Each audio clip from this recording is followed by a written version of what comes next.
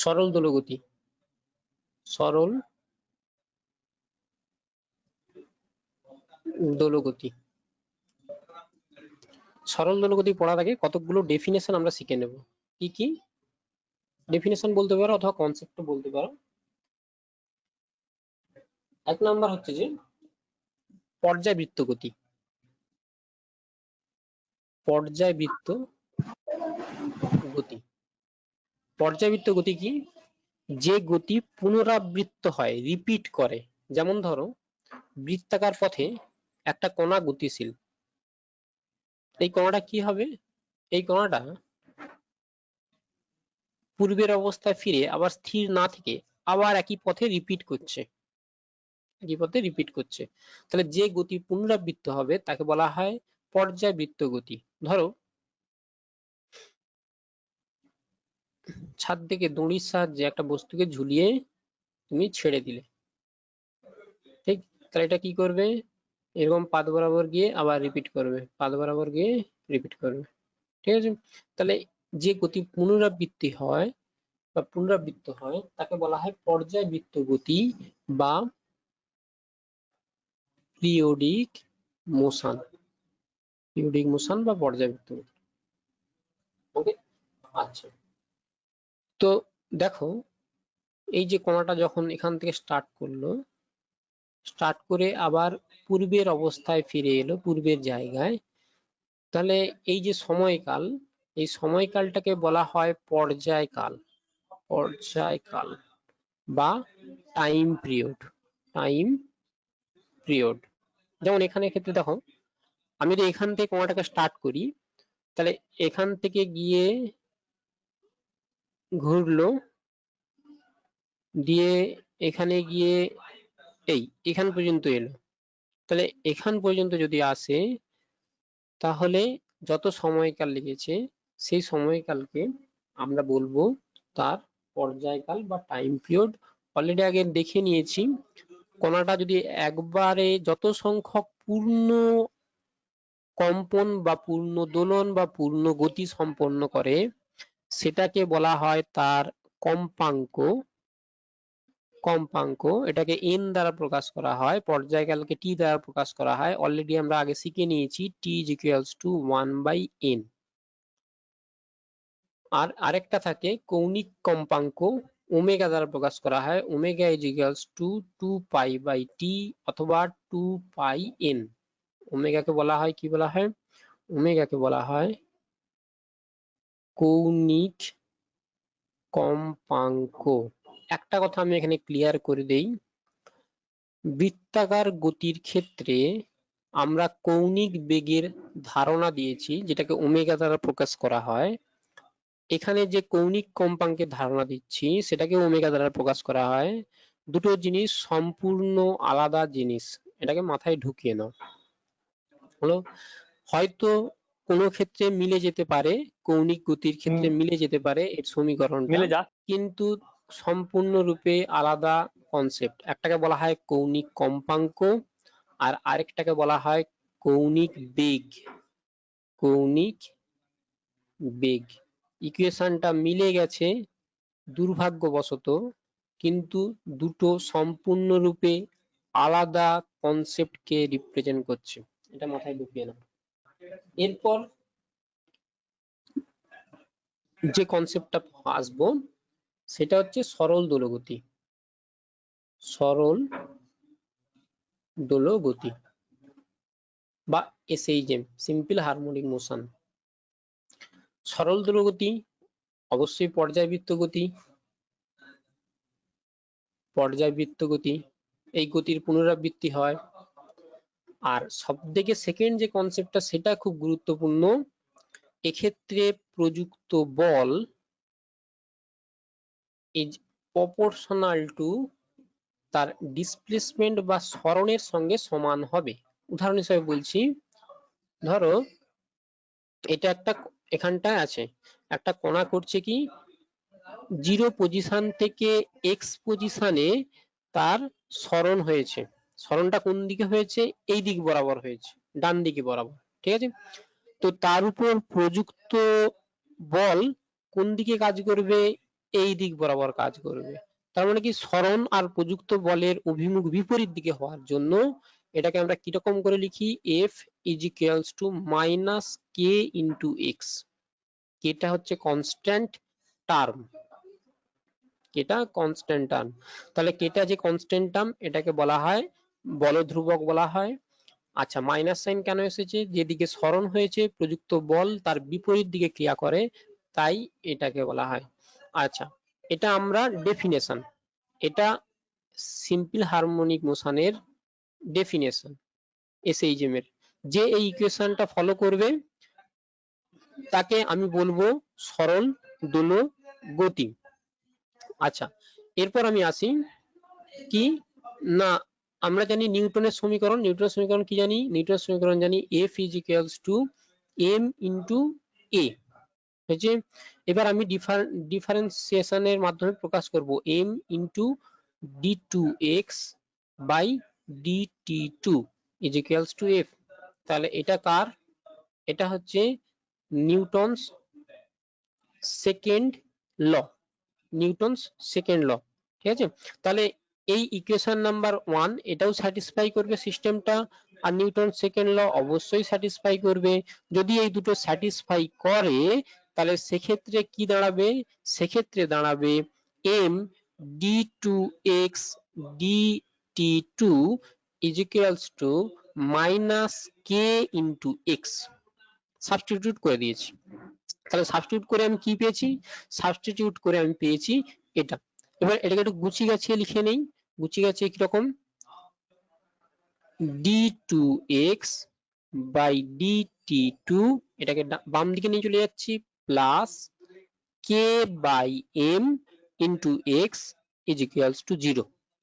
ঠিক আছে, তো হিসাবের সুবিধার্থে আমরা এই টার্মটাকে আমরা যেহেতু জানি আগে থেকে, তো এটাকে একটা টার্ম ধরে নেই, এটাকেই বলি omega square is equals to K by M.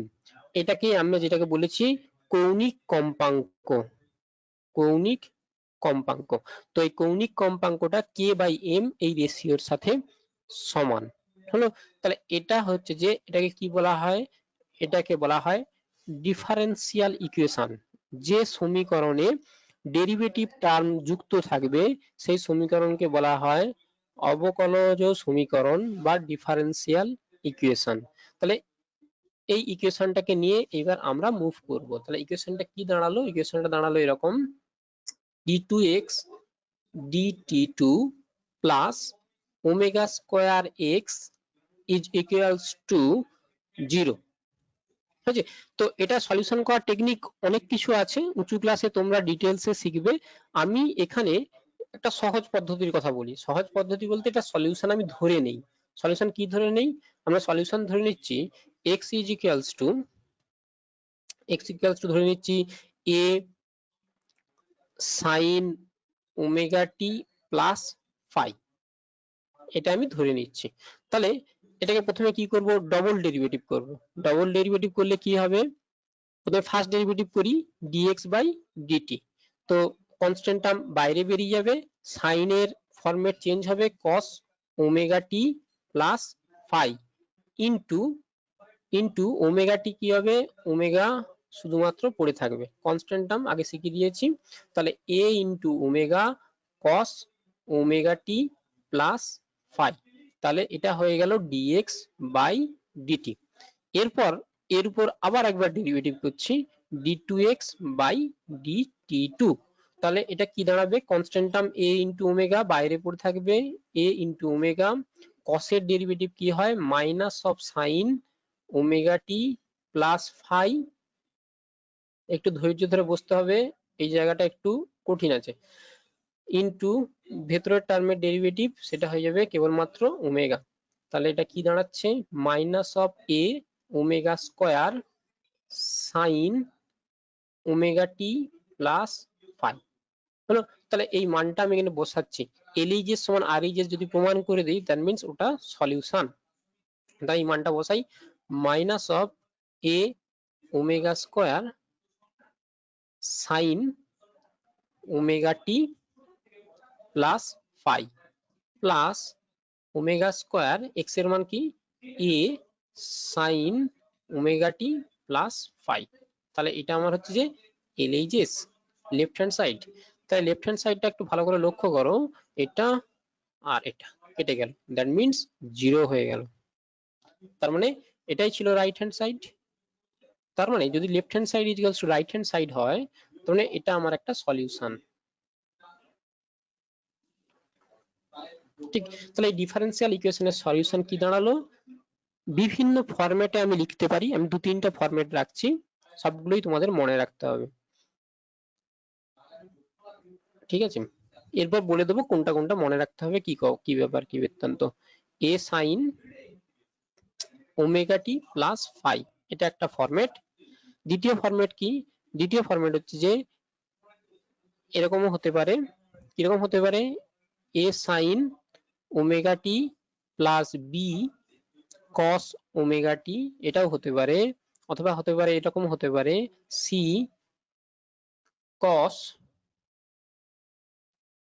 Cos omega T plus phi, এখানে ছিল, এখানে থিটা।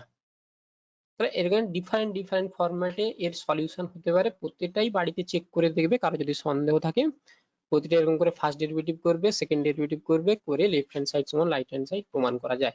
তাহলে এই তিনটে অ্যান্সারই তোমাদের মনে রাখতে হবে।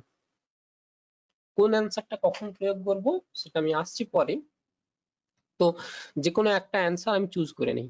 যে কোনো একটা অ্যান্সার বলতে ধরো x is equals to a sin omega T plus phi. Okay, তাহলে একটা একটা করে টার্ম জানি এবং সেটার সঙ্গে পরিচয় ঘটাই। প্রথমে এটাকে বলা হয় বিস্তার, বিস্তার বা অ্যামপ্লিটিউড, বিস্তার বা অ্যামপ্লিটিউড। ঠিক আছে, আচ্ছা, তো এখানে যে টার্মটা থাকে এই টার্মটাকে আমি বলি সাইনুসয়েডাল ফাংশন, সাইনুসয়েডাল ফাংশন। এটা সাধারণত কস অর সাইন ফরম্যাটে থাকে। এরপর তৃতীয় যে কনসেপ্টটা, তৃতীয় কনসেপ্টটা কি? তৃতীয় কনসেপ্ট হচ্ছে এই ভেতরের পুরো টার্মটা। ঠিক আছে, এটা ম্যাথমেটিক্সে শেখনি, এটা ফিজিক্সেই শেখানো হয়। এই টার্মটাকে বলা হয় ফেজ বা দশা, দশা বা ফেজ হয়েছে। তারপর এর ভেতরে এই যে টার্মটা, এই টার্মটাকে বলা হয় কৌণিক কম্পাঙ্ক, কৌণিক কম্পাঙ্ক বা অ্যাঙ্গুলার ফ্রিকোয়েন্সি। হয়েছে, আচ্ছা, এরপর এখানে এই যে টার্মটা, এই টার্মটাকে বলা হয় প্রাথমিক দশা বা ইপক, প্রাথমিক দশা বা ইনিশিয়াল ফেজ বা ইপক, এটা বলা যায়। আর কি, আর হচ্ছে এখানেই একটা কনসেপ্ট থেকে এসেছিল, এটা অলরেডি আগে শিখে নিয়েছি, সেটা হচ্ছে যে পর্যায়কাল কি হলো। আর এখানে একটা অলরেডি এর সঙ্গে রিলেটেড ছিল কম্পাঙ্ক, শুধুমাত্র প্লেন কম্পাঙ্ক, কম্পাঙ্ক এন দ্বারা প্রকাশ করা হয়, এমনি ফ্রিকোয়েন্সি বলা হয়, ফ্রিকোয়েন্সি। তাহলে এই সমস্ত টার্মের সঙ্গে খুব ভালো করে পরিচয় ঘটে নিতে হবে। ঠিক, তাহলে এক একটা টার্মের ডেফিনেশনটা ক্লিয়ার করে দেই। ঠিক, তো প্রথম টার্ম অ্যামপ্লিটিউড। অ্যামপ্লিটিউড মানে কি? সাম্যাবস্থান থেকে কণাটা সর্বোচ্চ যতটা সরণ ঘটবে। এখানে দেখো একটা ধরো কণা আছে, এটা হচ্ছে x ইকুয়ালস টু 0, এই অবস্থানে কণাটা আছে, সে এসএইচএম কমপ্লিট করছে, তার মানে এটা কি হবে, এদিক বরাবর ভাইব্রেট করতে থাকবে। ঠিক, তাহলে সাম্যাবস্থান থেকে কণাটা সর্বোচ্চ একটা দূরত্ব যাচ্ছে, সর্বোচ্চ একটা দূরত্ব যাচ্ছে, এই সর্বোচ্চ সাম্যাবস্থান থেকে কণাটা সর্বোচ্চ একটা দূরত্ব যাচ্ছে, এই সর্বোচ্চ দূরত্বের মডিউলাস, মড যে মানটা, ধনাত্মক যে মানটা, সেটাকে বলা হয় এটা বিস্তার বা অ্যামপ্লিটিউড। ক্লিয়ার? এরপর দ্বিতীয় কনসেপ্ট, দ্বিতীয় কনসেপ্ট হচ্ছে যে সাইনুসয়েডাল ফাংশন সম্বন্ধে অলরেডি তোমরা জানো, আমি একটুখানি বলে দেই। এর ফাংশনের ফরম্যাটটা এরকম হয়, যদি সেটা সাইনুসয়েডাল ফাংশন হয়, সাইন ফাংশন হয়, তাহলে ফাংশনটা এরকম করে হবে। আর যদি সেটা কস ফাংশন হয় তাহলে কস ফাংশনটা কি হবে, এরকম করে হবে,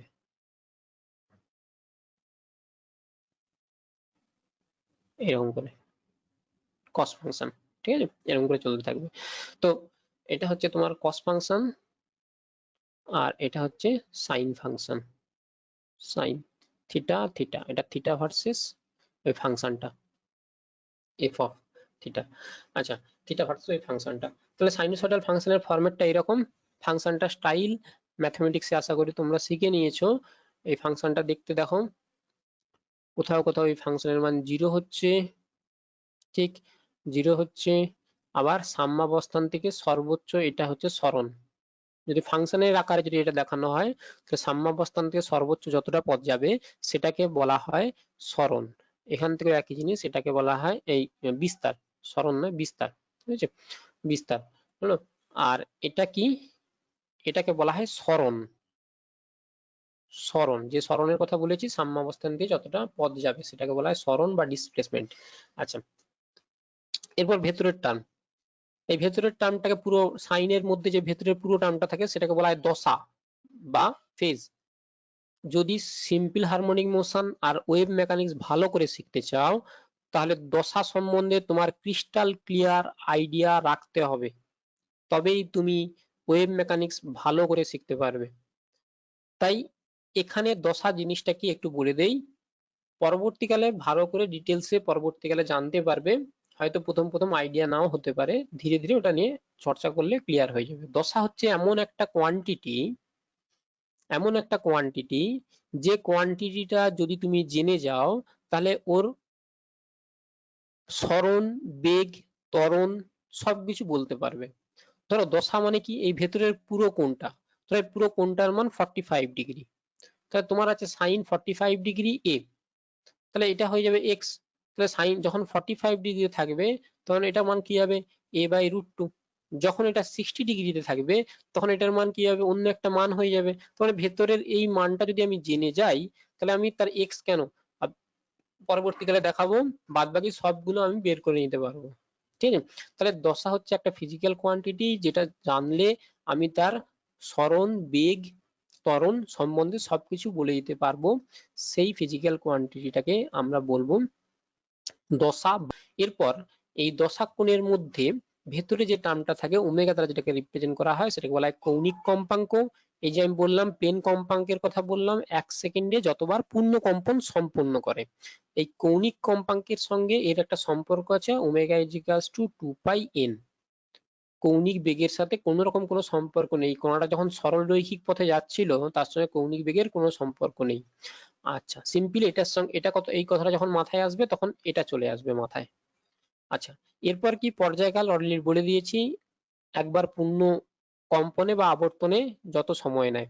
আর প্রাথমিক দশা বা ইপক, টি ইজ ইকুয়ালস টু 0 সময় ইনিশিয়াল কন্ডিশনে কণাটা যে কোণ করে থাকবে সেই কোণটাকে বলা হয় প্রাথমিক দশা বা ইপক। দেখো এখানটা একটু বোঝার আছে, এখানটা বোঝার কিরকম আছে, এখানটায় বোঝার বলতে, এই যে কণাটা আছে, কণাটা এখান থেকেও শুরু হতে পারে, কণাটা এখান থেকেও শুরু হতে পারে, কণাটা সর্বোচ্চ বিন্দু থেকেও শুরু হতে পারে, কণাটা অথবা অন্য দিক থেকে কোনো একটা বিন্দু থেকে হয় এই দিকেও যেতে পারে, অথবা এখান থেকেও স্টার্ট হতে পারে। সাম্যাবস্থান থেকেই স্টার্ট হবে, অরিজিন থেকে, এমন কোনো কন্ডিশন নেই। তো কণাটা কোথা থেকে স্টার্ট হচ্ছে সেটা ডিপেন্ড করে যাবে তার প্রাথমিক দশা বা ইপক। প্রাথমিক দশা বা ইপক আমাকে বলে দেবে যে কণাটা কোথা থেকে স্টার্ট হচ্ছে।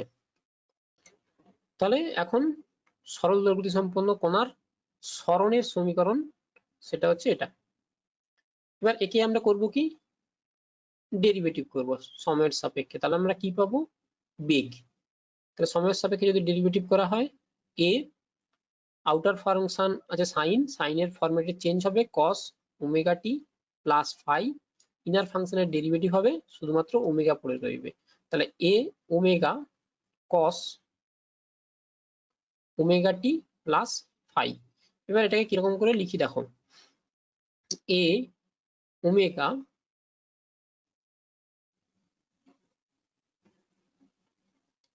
root over of 1 minus sine square omega T plus phi, ঠিক আছে। এটাকে ভেতরে নিয়ে নিচ্ছি, omega root over of A square minus sine square omega T plus phi হলো। তার মানে এটাকে লেখা যায় ভি ইজ ইকুয়ালস টু, এই মানটা বসাচ্ছি, এই মানটা বসালে কি হবে, ওমেগা রুট ওভার অফ, এখানে একটা স্কোয়ার টার্ম থাকবে, এ স্কোয়ার মাইনাস এক্স এর স্কোয়ার। তাহলে এটা একটা অ্যান্সার, আর এটা একটা অ্যান্সার।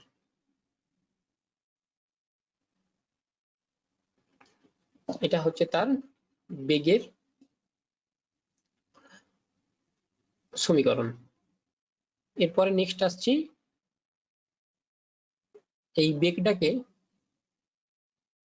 যদি আবার সময়ের সাপেক্ষে ডেরিভেটিভ করি তাহলে আমি পাবো তার ত্বরণ এ ইকুয়ালস টু কি দাঁড়াবে, এ ইন্টু ওমেগা কসের যদি ডেরিভেটিভ করা হয় minus of sine omega T plus phi, outer ফাংশনের ডেরিভেটিভ করলাম, ইন্টু ইনার ফাংশনের ডেরিভেটিভ কেবলমাত্র ওমেগা হবে। অ্যান্সার কি দাঁড়াবে, minus of A omega square sine omega T plus phi হয়েছে। আচ্ছা এটা দেখো, A sine omega T plus phi, এটা মানে এক্স, এখানে দেখো A sine omega T plus phi, তার মানে কি দাঁড়াবে, মাইনাস ওমেগা স্কোয়ার এক্স, এটা কি এ ইকুয়ালস টু, তাহলে এটা একটা হয়ে গেল, এটা একটা হয়ে গেল। এই দুটো অ্যান্সারই আমাকে মনে রাখতে হবে। এরপর আমরা সরল দোলগতির সমস্ত প্রপার্টি গুলোকে এক জায়গায় নিয়ে চলে আসব এবং সেই প্রপার্টি গুলোকে নাম দেবো এরকম করে, প্রপার্টিজ। তার টাইম ডোমেনে তার সমীকরণটা কিরকম হবে, আর স্পেস ডোমেনে সমীকরণটা কিরকম হবে। টাইম ডোমেন কথাটা কেন বলা হয়েছে, এখানে দেখো কেবলমাত্র টি টার্মটা আছে সমস্ত ইকুয়েশনে টি টি টি। আর স্পেস ডোমেনে কেন বলা হয়েছে, এখানে যে রিলেশন আছে ভি বা এ, এর সাথে কেবলমাত্র এক্স টার্ম, এক্স বলতে স্পেসকে রিপ্রেজেন্ট করে, কোনো একটা পয়েন্টকে যদি রিপ্রেজেন্ট করা স্পেসে এক্স ওয়াই জেড দ্বারা লেখা হয়, তাই এক্স টার্ম কেবলমাত্র আছে, টি টার্ম নেই। তাই এটাকে আমি এরকম করে বলেছি টাইম ডোমেন রিপ্রেজেন্টেশন আর স্পেস ডোমেন রিপ্রেজেন্টেশন। তাহলে সরণের ক্ষেত্রে কি হবে, সরণের ক্ষেত্রে যে কোনো সমীকরণ মেনে চলতে পারে, অলরেডি আগে বলে দিয়েছি, এ sine omega T plus phi হতে পারে, এ কস ওমেগা টি প্লাস ফাই হতে পারে, এ কস omega T plus B sign omega টি, যা ইচ্ছা হতে পারে। তো ইনিশিয়াল কন্ডিশন যা বলে দেবে সেই অনুযায়ী আমরা ডিসিশন নেব। এরপর কেবলমাত্র উপরেরটা নিয়ে আমরা কাজ করব, স্পেস ডোমেনে কিছু করার দরকার নেই, এক্স হয়। তো এরপর চলে আসছি বেগ, বেগের হচ্ছে টাইম ডোমেনে V is equals to A omega cos omega T plus phi, যদি সাইন নিয়েছি, যদি এটা কস হতো তাহলে মাইনাস সাইন চলে আসতো, minus sine omega T plus phi, তো আমি এখানে আসছি না। এরপর চলে আসছি ভি এর স্পেস ডোমেনে omega root over of square minus X square, এখানে তুমি সাইন নাও কস নাও যাই নাও না কেন অ্যান্সারটা এটাই আসবে, কোনো পরিবর্তন হবে না। এরপর আসছি ত্বরণ, ত্বরণে কি দাঁড়াচ্ছে, ত্বরণে দাঁড়াচ্ছে A is equals to minus A omega square sine omega T plus phi, এখানে এটা স্পেস ডোমেনে এটা মাইনাস ওমেগা স্কোয়ার এক্স। এখান থেকে একটু জিনিস লক্ষ্য করো, আমরা কি জানি নিউটনের second law, F is equals to M into A, M into A এর মান বসাচ্ছি মাইনাস ওমেগা স্কোয়ার এক্স, তাহলে minus omega square M X. আচ্ছা একেবারে প্রথমে যদি খেয়াল করো তাহলে একটু দেখবে omega square is equals to K by M, তাহলে কে ইজ ইকুয়ালস টু কি ওমেগা স্কোয়ার এম, এটা ধরে নিয়েছিলাম, তাহলে সেই মানটা এখানে যদি বসাই তাহলে কি দাঁড়াচ্ছে, মাইনাস অফ কে এক্স। ভালো করে লক্ষ্য করো, এই সমীকরণটাই তো আগে পেয়েছিলাম, F is equals to minus of K x, তাহলে সেটাই আমি এখানে ফিরে পেলাম।